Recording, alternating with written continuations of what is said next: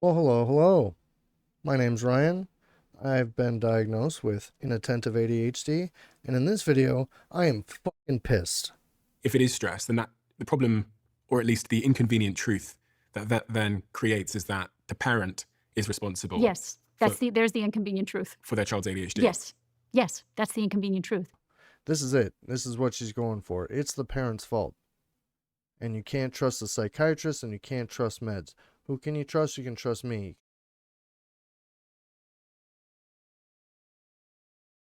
A person I really care about shared a video with me about ADHD and its causes and how to treat it.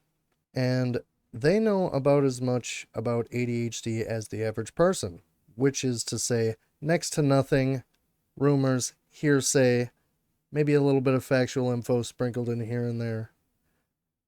And the woman on this video is insane. She does not know what she's talking about. She has no education in the field, and she is spreading misinformation. Now, I'm not trying to be a React channel or anything like that, but I think I need to call out some of the things she's espousing. Now, I'm no professional, but I do have ADHD. I've looked into it quite a bit, and even I, with no degree, mind you, I have no medical degree whatsoever. I have an associate's degree in graphic design, but that is it. I know more about ADHD than this woman. She has as much schooling as I do in this field. So let's take a look and see what she has to say. ADHD. Yeah, okay. I don't feel like I don't even have to ask a question here, but just to set the stage, the reason why I'm so compelled by this is just this, I have to say it, the shocking rise in diagnosis and prescriptions over the last 10 years. Between 2000 and 2018, ADHD diagnoses in the UK rose approximately 20-fold. Yes. Among boys aged 10 to 16, diagnosis increased from 1% roughly to about 3.5% in 2018. And in men aged 18 to 29, there was a nearly 50-fold increase in ADHD prescriptions during the same period. And the same applies to the United States, where an estimated 15.5 million adults in the US have been diagnosed with ADHD. Approximately 1 in 9 US children have been diagnosed with ADHD at some point, with 10.5% having a current diagnosis. I don't know what ADHD was, but the conversation around it, the prescriptions, the diagnosis, seemed to have really surged into culture in a really, really big way. What's going on? So ADHD was one of the factors that drove me to write being there, because I was seeing this huge uptick in ADHD diagnosis and children being medicated so early. Do you know what the fight or flight reaction is? That's when the sympathetic nervous system starts to kick into action. And Yes, so well, it's basically our evolutionary response to predatorial threat. So if a saber-toothed tiger was chasing you, you either stood and fought, fight, or you ran for your life, flight. So when our children are under stress, they go into fight or flight. So one of the first signs that a child is under stress that they cannot manage is when they become aggressive in school. They hit, they bite, they throw chairs, they have trouble, socially in daycare or preschool or even in school. Or they become distracted, which is the flight part of fight or flight. So Okay. Being distracted is not flight. If anything, being distracted is freeze. Being distracted will get you eaten. Okay? So I have no idea what she's talking about here. Being distracted is not a flight issue. what's happening is their nervous systems, the stress regulating part of their brain is getting turned on. So we say that the stress regulating part of their brain has to do with a little almond shaped part of the brain called the amygdala. It's a very primitive part of the brain, very old part of the brain. And it regulates stress throughout our lives. It helps us to manage it. What we know is that part of the brain is supposed to remain offline for the first year to 3 years, which is why mothers wear babies on their bodies. It's why babies stay close to their mothers in the first 3 years, to keep the amygdala quiet and only incrementally expose children to stress and frustration that they can manage. So imagine taking small bites of it so you can digest it, right? And your Again, I really don't know what she's talking about here. The first year, 1 to 3 years, trying to keep the child as stress-free as possible. Being born is probably one of the most stressful things a person ever undergoes. eating for the first time, like being alive and experiencing stuff for the first time is stressful. Why do you think babies cry? Like, they are under a lot of stress when that happens. So I don't understand what she means by try not to stress the baby, keep the amygdala as small as possible for the first year to 3 years. That makes no sense to me. Again, I'm no expert.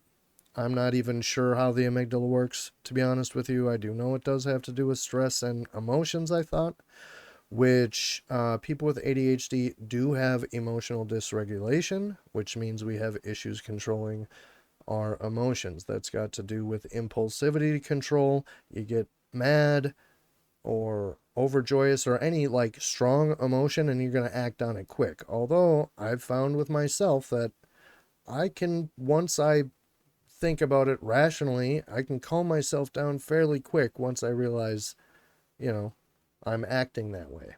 Not everyone can do that, but yes, I don't know what that has to do with years 1 to 3 and the amygdala. Let's see what else she has to say. Your mother's there to help you digest the stress. What we're doing now by separating mothers and babies, by putting babies into daycare with strangers, is by sleep training babies, all these weird things that we're doing to babies, is we're turning the amygdala on. We're making it active precociously, too early. What happens when the amygdala is activated too early is it becomes very active and very large very quickly. The problem is then it shrivels up and burns out also because it cannot manage that kind of stress so early. When it ceases to be functional for a lifetime. And so it's very important to protect. Okay, I do not, I'm no expert, but that just doesn't sound right to me. I've known people to have nervous breakdowns, full-on nervous breakdowns, and gone on to recover. Mostly. Yeah, people who have clinical depression, anxiety, and past traumas especially, they do have issues dealing with that probably for the rest of their lives, but they can still deal with stress, especially if they are aware of their issues and try to work on it. Regardless, I'm no expert again, but I just know from experience stress doesn't work that way. It doesn't with me, and it doesn't with some of the extreme cases of people I've known. They've been able to still deal with stresses in their life. And I don't even know what she means by this exactly, so let's see. What's the expression? The family jewels. These are the family jewels in the brain of a baby. This is the jewel, the amygdala. You want to keep the stress to. Where I'm from, family jewels means something a little different. Only boys have them. An absolute minimum in the first year, which is why sleep training is dangerous. It's why letting babies cry it out. It's why. I'm not sure what sleep training is, but I agree. I'm not an advocate of cry it out. I do think you need to show your child that you're there to help it grow and blossom. Your child needs to feel safe, and I think letting your child cry it out shows them that they can't really count on anyone. Yeah, I don't know. A little controversial, but that's my view. But I don't think that has anything to do with ADHD. Let's see where she's going with this. Putting babies into daycare. It's why leaving babies for hours on end. I also don't like that we all have to put our kids in daycare. I'm pretty lucky. My kid is raised by her mother. But, some people don't have a choice, and millions of kids go to daycare and don't end up with ADHD. So when they're so very fragile, is so bad for their brains because it gets the cortisol flowing, which is the stress hormone, but it makes this part of the brain very active. So it grows, and then and ceases to be functional in the future, like a PTSD response. So what we know is that these children are in hypervigilant states of stress. ADHD children, hypervigilant states of stress. If you stay in a hypervigilant state of stress long enough, you go into a hypovigilant state of stress, which then causes depression. So what we have now are not disorders. So there was a whole movement to take the D off of ADHD because it's not a disorder. It is a stress. So I agree with her. It's not a disorder. it sounds like, is about to say stress response. This isn't my first time watching it, by the way. I have watched it, and that's why I'm so mad about it. No doctor anywhere says it's a stress response. They do say stress can cause it, but they also say it's genetic, hereditary. She gets into that a little bit later. We'll talk about that then. I do agree. It's mislabeled. It's not a disorder. And it's not even a deficit, attention deficit hyperactivity disorder, and it's not always hyperactive. It's an underdeveloped prefrontal cortex, which causes problems. So I guess in that way it's a disorder, but it's definitely, it's a dysregulation of your attention, your dopamine, and your norepinephrine, if I'm pronouncing that right. Anyways. Stress response. And instead of asking the right questions, which are, okay, what's causing the stress? How do we make sure that our children are not exposed to this kind of I think the right question, yeah, you don't want to expose your children to undue stress, but life is stressful and they need to learn how to deal with it. But I think the right question is, what causes the ADHD and how can we nullify these symptoms or work with these types of thinkers? stress because they're going into fight or flight. So the nervous No, it's not fight or flight. Let me just interject here. She keeps talking about all the stress, especially years 1 to 3. As far as I know, didn't have much stress as a kid. My mom tells me I didn't cry much, at least my early years, not until I got a little older, siblings and whatnot. She said I didn't cry much. My family was happy when I was young anyway. But I deal with stress better than most people I know, so not sure what's going on there. I do have emotional dysregulation problems, so I do have bursts of emotion. But overall stress, daily life, I'm pretty decent. And when I do get under a lot of stress and pressure and whatever, I know when it's too much for me and I start to unload some of that stress. That's not an ADHD thing. That's a skill you pick up over time. nervous system, as you said, the brain has an on switch and an off switch. The on switch to stress is the amygdala, the hippocampus is the off switch. And you'd say the stress response is in a negative feedback loop. It's actually important. Like, in other words, if a saber-toothed tiger is chasing you, very important that you can act. You know what? Let's just take a quick look and see what the amygdala and consolidation of information in the short-term and long-term memory has nothing to do with stress. It's Wikipedia, but here, let's look at Cleveland Clinic. That's an actual hospital in Cleveland, responsible for memory and learning. Nothing to do with stress. But that does sound like it's got to do with ADHD for sure. Central role in processing of memory, emotions, and especially fear. So yeah, that is going to have some stress stuff going on, but it doesn't control your stress. It is a fear thing. So she was talking about fight or flight, and yeah, it'll release cortisol and all that. So I do understand, kinda, but that's what con artists do. They take grains of truth and stretch them out and make them into something they're not. The stress response is in a negative feedback loop. It's actually important. Like, in other words, if a saber-toothed tiger is chasing you, very important that you can activate, right? And run or fight. So the stress response is supposed to be short term. It's supposed to be acute rather than chronic. So we can kind of manifest it. We can activate it. But then it's supposed to be turned off by the turn-off switch, the hippocampus. What we're seeing in children's brains is that the amygdala is growing very precociously large, and the hippocampus, which is the off switch, is very small. So we have this problem. As we say, Houston, we have a problem. We have an on switch going full speed, gas, no brakes, and no off switch. And that's causing ADHD, behavioral problems that are hugely rising in children in school, a lot of aggression and violence. And yeah, again, I have no idea what she's talking about here. This is nothing I've ever heard of. Like I said, I have done some research on ADHD, not a whole lot, but a little bit. A lot of it YouTube, but I have looked at some actual research papers as well. But it's a dopamine and norepinephrine deficiency. We have an underdeveloped prefrontal cortex. I'm pretty sure the other two areas of the brain do play a role because they've got to do with emotions and learning. But as far as shrinking and growing and all that stuff, I don't think parts of your brains just shrink and and grow. Like, that sounds like cancer to me. I'm sure slight changes, but mostly they light up with neurons, as far as I understand it.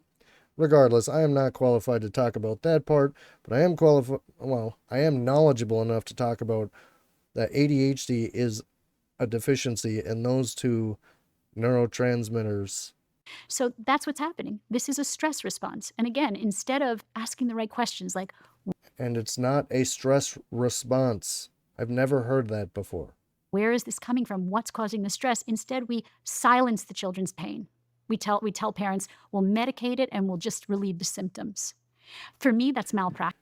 And see, here she goes, sprinkling that grain of truth in there. I hate that too. I think it's overprescribed. I also think it's underprescribed. Some parents, they go in, they're like, put my kid on meds. And the doctor does what pays the bills and puts the kid on meds.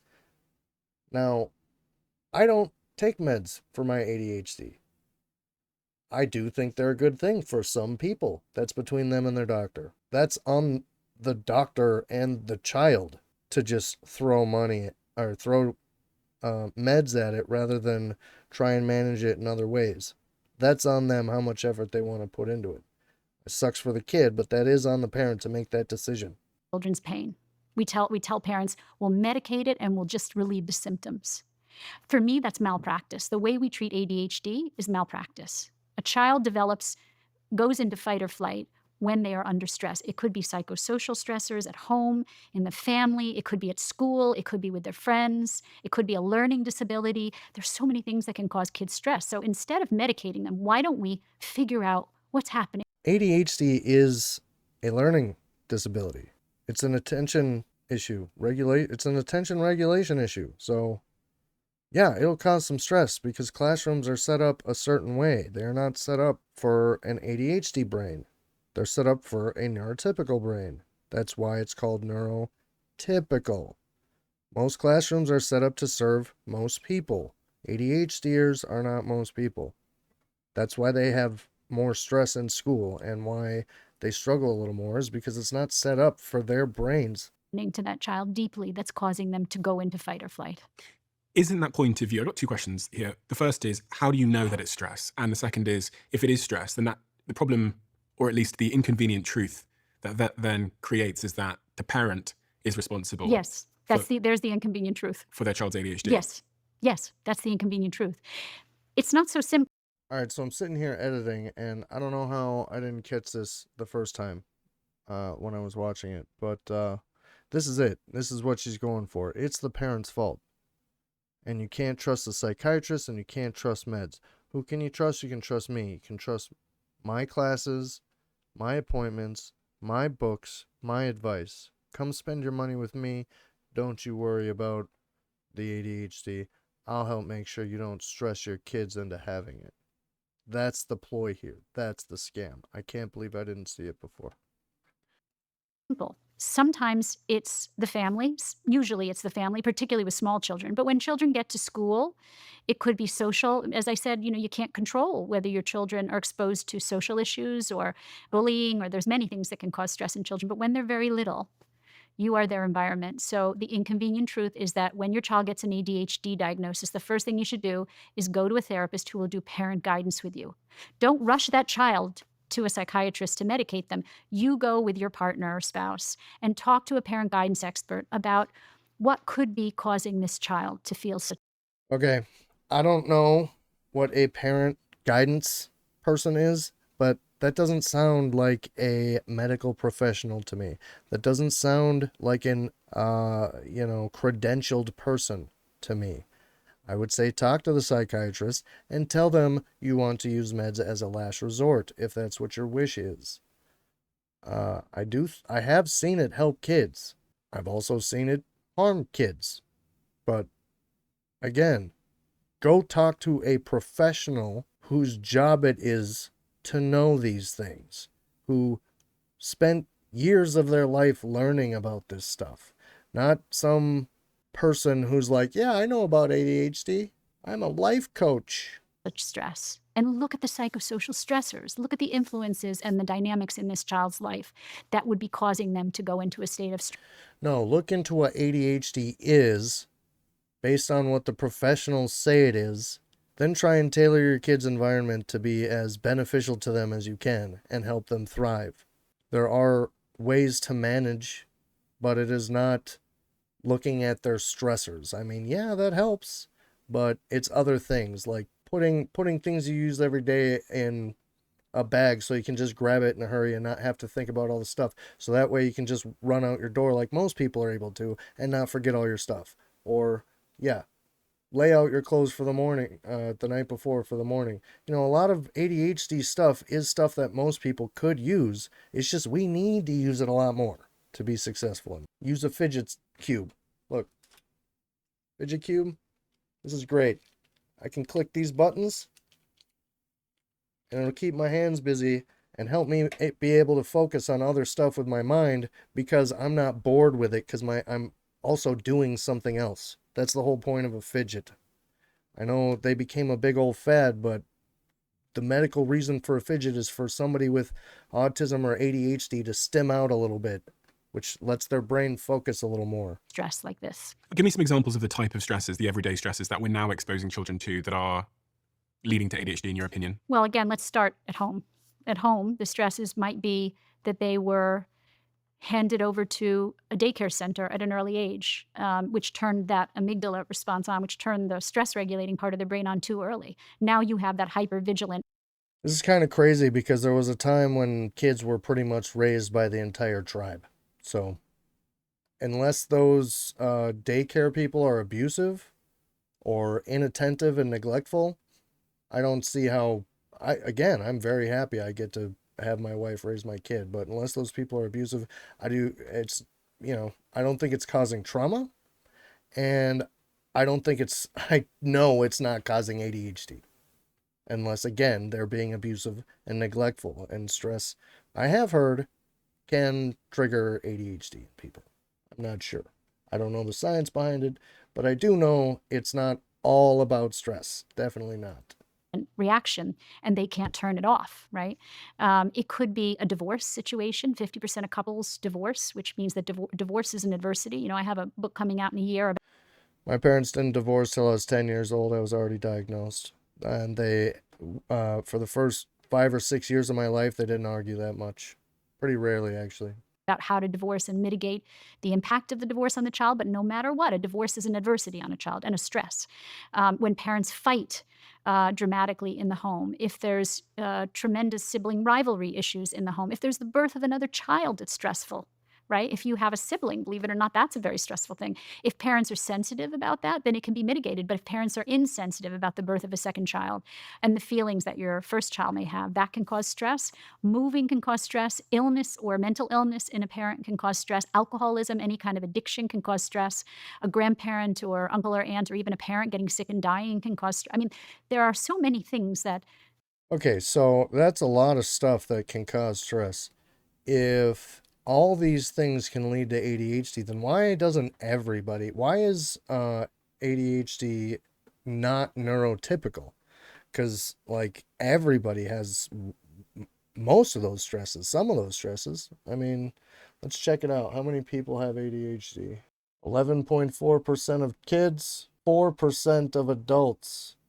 So why don't we all have ADHD? I mean, a lot of us have siblings. A lot of us have alcoholic parents. Most of our parents probably fought in front of us. Half of all marriages end in divorce. So at least half the kids should have ADHD, right? Doesn't make any sense to me. Can cause stress. But the point is that stress can be regulated, but it can only be regulated if parents are introspective and self-aware and willing to look at their part in it. If parents hand a child over to a psychiatrist and say, fix my child, of course psychiatrists will cooperate with you and silence your child's pain. But is that really... Some psychiatrists, not all of them. I mean, if you're going to go in there and scream about, I want to put shut my kid up and all that, then yeah, sure. But some psychiatrists will be like, I don't think medication's the best route right now. Now, again, they do get their pockets lined by big pharma and all this and that. So, there is that. Again, she's putting some truth in here. You don't want to just bring your kid in and tell the psychiatrist to shut him up. You want to communicate with the psychiatrist and talk about how you want what's best for your kid overall. what you want to be doing, because in the end, you're just putting your finger in a dike, you're putting your finger in a dam, and eventually that dam is going to burst. What do you say to some of the evidence around there being a link to a hereditary component? In twin studies, they found that ADHD is about 74 to 80% heritable, making it one of the most genetically influenced psychiatric conditions. Let me tell you a different study that will help you to understand that study, which is that we know that there is no genetic precursor to mental illness. A different study. What study? What institute? What authors? There is no genetic precursor to ADHD. There is no genetic precursor That is wrong. to depression and no genetic That is wrong. precursor to anxiety. What do you mean by precursor? And that is wrong. Meaning there's no genetic connection. You don't get it in your genes. If your father or your mother were depressed, you get it by something called the inheritance of acquired characteristics. If you're raised by a depressed parent, you're more likely to become depressed. It's the nature-nurture argument. Okay, but what they did find. Exactly. Nature-nurture argument. She doesn't name the study, and it's low column A, low column B. That's why a lot of these ailments are linked to your genetics, but also need to be triggered by environmental things. So, you know, she might have a half an argument, but stress is not all it is. How stressful was it to be born well before this day and age? I mean, come on. Especially like, I wonder, here, let's see, how many people have, so in the world it's 4%. In the US, it's 6%. So why is it higher here? One of the richest country in the world. One of the best standards of living. I mean, that's arguable, honestly. But, you know, we got it pretty chill here compared to, like, you know, I don't know, most of South America. I mean, how many of those kids got ADHD? A lot of those places have better medical institutions than we do. I mean, maybe not better institutions, but more readily available medical care. And they're keeping records and stuff. So why is it going up for us and not poorer countries? Now, schizophrenia has a genetic connection, bipolar disorder, those have genetic, but the rest do not. Anxiety, depression, ADHD, no genetics. What they did find is a genetic, not anxiety. Schizophrenia has a genetic connection, bipolar disorder. Does ADHD have a... Yes, right here. This is DuckDuckGo, or yeah, DuckDuckGo's AI. I don't know what it's based on. Let's see right here. pmc.ncbi.nim.nih.gov. This is a government freaking building or institution, government institution here. Abstract. Show that genes play a vital role in the etiology of attention deficit hyperactivity disorder and its comorbidity with other disorders. Right here, this is the one dude, this is the study dude was referencing. 74% high heritability. Like I said, I'm pretty sure my kid has it. I have it. I'm fairly certain my parents have it. They were never diagnosed. My dad's a bit of a non-medicine person. Pretty sure my brother has it. I don't know. Disorder, those have genetic, but the rest do not. Anxiety, depression, ADHD, no genetics. What they did find is a genetic tie to something called the sensitivity gene. It's a short allele on the serotonin receptor, and never heard of a sensitivity gene, but yes, we are a little hypersensitive to criticism, and it's something rejection something. I forget what it's called right now, but yeah, we're a little hypersensitive to rejection. So when we're criticized, it feels like we're being rejected, and we maybe get a little salty about that. But I'm not sure what gene she's talking about. Serotonin, as we know, is used to regulate happy emotions, right? So when you have a short allele, and it we means do that have you have a harder time picking up dysregulation. the serotonin, but it also means that you are more sensitive to stress. Now, those children... I disagree. I've been pretty stressful or stressed out in my life. I've been homeless. Like, you know, I'm pretty chill, man. I'm pretty chill most of the time. I freak out when I get angry, and that sucks, but generally I can get a hang of it fairly quickly and get over it fairly quickly. Make my apologies, get my apologies, whatever needs to be done, and move on. So I don't know that I'm more sensitive to stress. And when the stress is financial, where it's long going things like paying bills or, thinking about the future, putting my kid through college or, again, making ends meet. I don't know, whatever. If it's long term, like when I got married, I was so stressed I ended up getting hives because I wasn't sure I was going to pay for it, honestly. But I got through it. I didn't feel like I was that sensitive. Like I was going to owe like $5,000 in a matter of days and I didn't know how I was going to come up with it. That's stress. I dealt, I got the hives, lived through it, moved on, never got hives again. Who are born with this gene, this short allele on the serotonin receptor gene, they are more prone to mental illness later on because of that sensitivity to stress.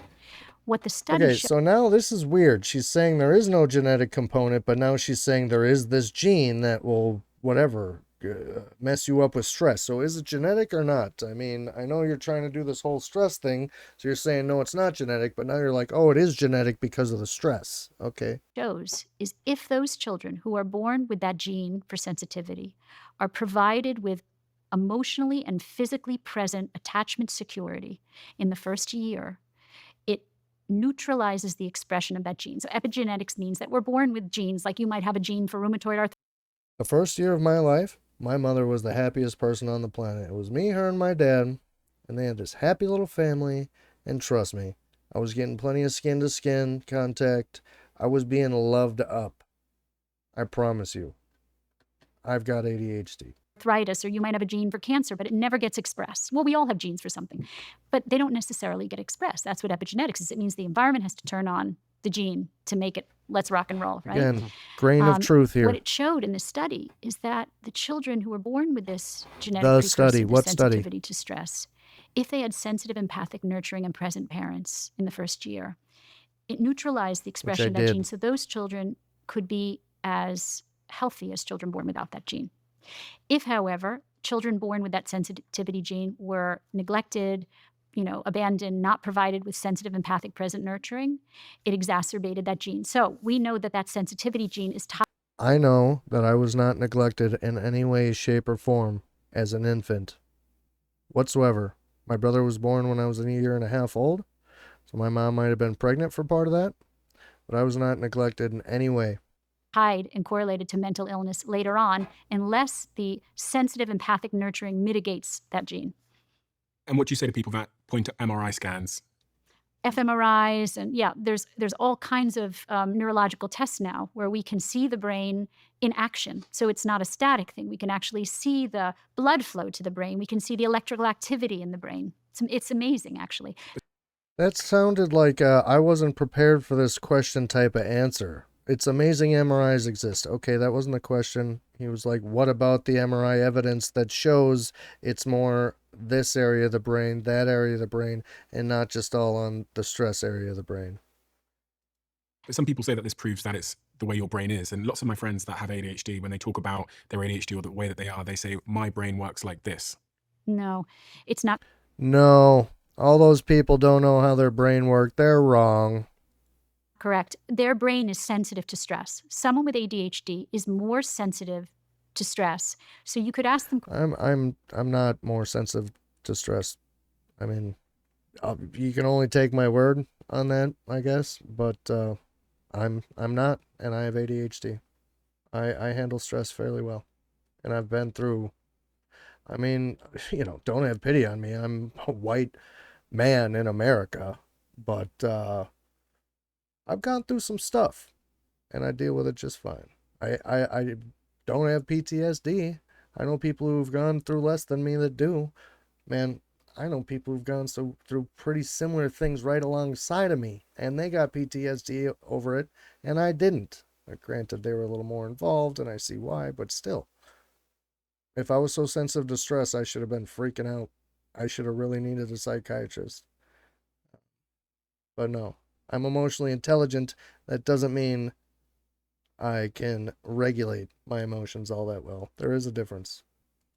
Questions like this. You could say, are you a more sensitive person? Are you more sensitive to noise, to smells, to touch when you were a child? Did you not like itchy? Another grain of truth. This is just simply true of people with ADHD or autism or many other mental issues or dysregulation or whatever. I don't have many of those things. I'm sensitive to the same noises anyone would be, nails on a chalkboard type stuff. Sometimes things get annoying to me, lip smacking, stuff like that, itchy clothes. I don't think I'm any worse than anyone else, but maybe. But this is true for a lot of people with these ailments, or whatever you want to call them, differences. So she's just sprinkling in more grain of truth here. This just is. Let's see where she goes with it.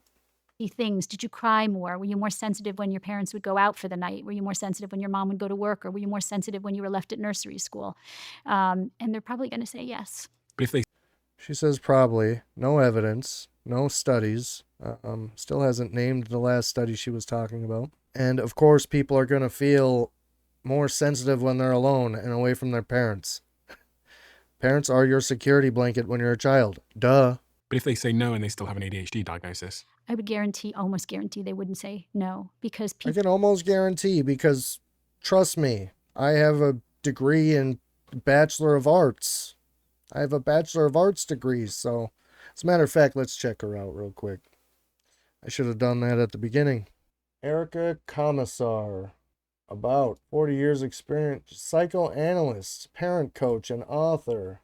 Alleviate pain with all these disorders. Graduate of Georgetown and Columbia University and the Freudian Society. Psychological consultant. Okay. What degree did she get? Okay. Doesn't say anything. Let's go back. Unpopular opinions on modern parenting. All right, so I'm not the only one. Graduate of Columbia and Georgetown University, also a member of the Freudian Society. Okay. What degrees? A master's degree in social work and a bachelor's degree from Georgetown University. She was also trained as a psychoanalyst.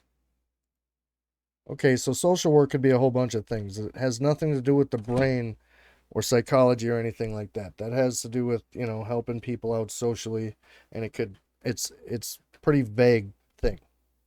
It didn't say again what her bachelor's was from Georgetown. Let's see.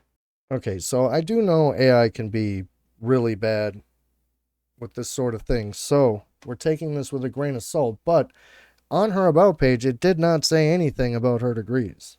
No, the specific degree she earned is not detailed. Licensed clinical social worker and psychoanalyst. Mental health professional. Therapeutic approach developed by Freud. Typically hold advanced degrees, but I didn't see any advanced degrees or social work. Okay.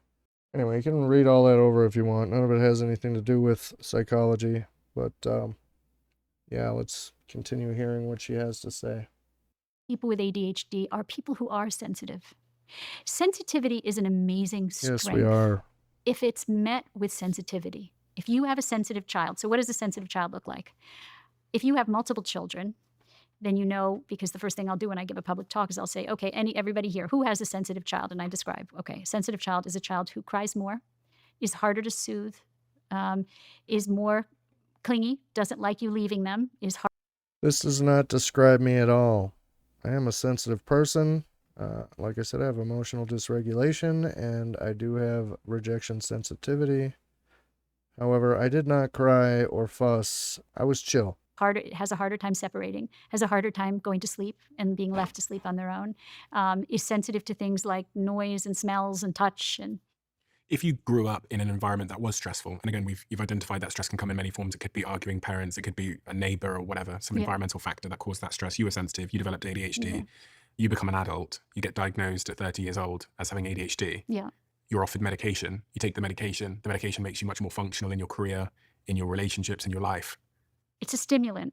And so what stimulants do is they can cause great anxiety. They can cause panic attacks in adolescence. They can cause growth issues. So I have patients who come to me, young men who didn't grow because they were put on stimulants when they were young. So anecdotal, she's had patients, and how does she know they didn't grow because of the stimulants? Now, let me say, all these things are true. They can stunt your growth. They can cause anxiety, and they can do these other things. But if your brain is lacking certain neurotransmitters and it needs them, then you are going to react differently to these stimulants than the average person. Now, the trick is getting the dosage right, but that again is a process of trial and error. And as long as the parents care about the kid, they'll get this right and possibly not even need the meds. Also, stimulants are not the only option anymore. It was back in the day. It no longer is. There are several other options. Now, I'm no pharmacist. I don't know what they are, but there are some non-stimulant options available. I tried some. Didn't work for me, but I was only on them for about a month because I lost my insurance. Yeah, I don't know if I even care to get back on them. But yeah, they are something you have to wait longer term to see if they're working because it's not a stimulant. A stimulant is a much quicker jolt to your system. Anyways. So in terms of the consequences of using stimulants, the jury is still out, but we know that they cause growth issues, Glad they she at cause least panic said attacks, that. they cause anxiety disorders, they cause depression. They're So quite life-saving. They're quite life-saving for some people in terms of having a... they can be. They can So be. what I would say is if you have tried everything to They can be. So then why don't you mention that in any of this? Why did it take this long in the video? We're almost done for you to say the medicine has any use whatsoever. uncover what the stress is that's causing you to react this way, and you still are feeling that way, then sometimes medication can be a lifesaver. The problem is that we turn to medication in adolescents and children and young adults. We turn to it as a performance drug because there's so much stress in modern life and there's such a need for people to perform. I think that's somewhat true. Some parents do that. Doesn't mean that the medicine is invalid. And be successful in their careers and in school and get good grades. There's so much pressure on kids. So, I'm 60 and we didn't have this kind of pressure growing up. And so 60. It's 2025. So the 1960s, you didn't have that kind of pressure. I guess it depends on what kind of family it came from. Some kids had a lot of pressure back in the 60s. It was just as crazy a time as now, in some ways worse. the generations that follow have so much pressure. That pressure makes children literally go off the rails. We could talk about the academic pressure, the competitiveness, the perfectionism. So ADHD. Our culture has gotten a lot more chill about some things. Perfectionism, sports. Man, people were nuts about football and baseball back in the day. I don't think as many kids are pressured that way anymore. Some are for sure, but sports aren't as, I don't know. Maybe if you're a trans person trying to be in sports, then there's a lot of pressure, but anyways. ADHD is a bucket. It's a bucket which you throw people in who have anxiety that has never been treated. And there's different ways of thinking about. I don't have anxiety. I've been anxious a few times in my life, but I've never had clinical anxiety. About treatment too. So we are a society that likes superficial quick fixes. We like drugs, we like CBT therapy. That's true. The truth is that this is not a quick fix. Figuring out relationally, dynamically, what happened to you as a child, what your losses were, what your traumas were, what caused you to feel so anxious, what's caused you to go into fight or flight, is hard work. It requires frustration. It requires commitment. It requires going to someone who can think very deeply with you. I want to define what anxiety is because I think it's really important. Because we rarely define depression and anxiety. Depression is preoccupation with past losses. Anxiety is preoccupation with future losses that may never occur. What do they have in common? Wait. What'd she say? It's all about losses. Oh, yeah. All about okay, loss. Okay. It's all about loss. And you could say the generations now are very preoccupied with loss.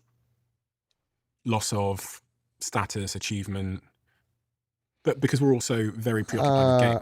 I think it's less about loss of status and achievement.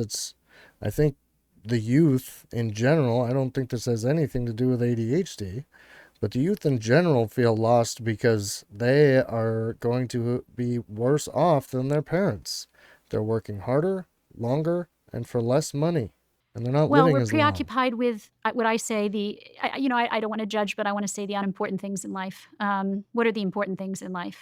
Relationships, love, connection, health, right? You would say objectively, family. These are the important things in life. But we've become very Financial preoccupied with stability? material success, money, career achievement. No, you need to have money. We are obsessed with surviving. You have to perform to a certain degree in order to survive. I don't think we do have quite the hustle culture. We do, but it's out of necessity. I don't think it's out of feeling like you need to achieve. I think it's you have to work your butt off because real wages haven't budged in over 40 years. It's fame. I think there was a study that interviewed teenagers, and it was really discouraging because they said that the thing they wanted more in life than anything was to be famous. And so we're preoccupied with the wrong things. Making this video, I kind of came up with a little bit of a theory of why she's doing this. I could be wrong. She's a clinical social worker, psychoanalyst, parent coach, and author. Depression, anxiety, eating, and other compulsive disorders. Satisfying relationship, professional goals, and living up to their potential. So right here, she has a bunch of places she's appeared, stuff she's done. But again, she doesn't show her actual credentials, her degrees and what they're in. So she appears on things, I believe, makes all these claims that it's stress. And so parents flock to her little service. How do I raise my kid without stressing them out? How do I raise my kid without stressing them out? Oh, and by the way, I'm so anxious about my kids turning out right that I need your help with me too. I don't know. That's got to be what it is because, I don't know. How many of these news places are actually giving her hard-hitting questions? How many of these anchors know anything about ADHD and can ask her the right questions? Or can counter some of this misinformation she's giving about stress being the cause of ADHD, or at least how much of a cause, how much of a factor it is. And she's also, shying away from meds because she wants you to go to them. She wants you to go to her instead of a trained psychiatrist and psychologist. What's the overall point of doing any of this or talking about her? Well, a couple things. Point out how full of it she is. I mean, she's a snake oil salesman. She's kind of preying on people who have some kind of skepticism towards the big pharma and all that, which is understandable, but you also kind of want to look at the science and get more than one person's opinion, and preferably people who know what they're talking about. She's not a pharmacologist. She's not a psychologist. She's a social worker at best. Reason number 2 is if you find yourself believing somebody like this and on any topic that you're not very versed in, look to more than one person. Do a quick search. AI, the search results under it should point you generally in the right direction. I would find the ones that corroborate the most and have valid sources. There's plenty of YouTube videos out there, I'm sure, telling you what a valid source is. But I'm talking institutions and stuff, not just random people. Non-credentialed random people. That's about it. Don't listen to this woman. Always take a look. Get second opinions. Never take any one person at face value. Man, even if they do have the right credentials. So, thanks for watching. And as I say on my other channel, don't let them do your thinking for you.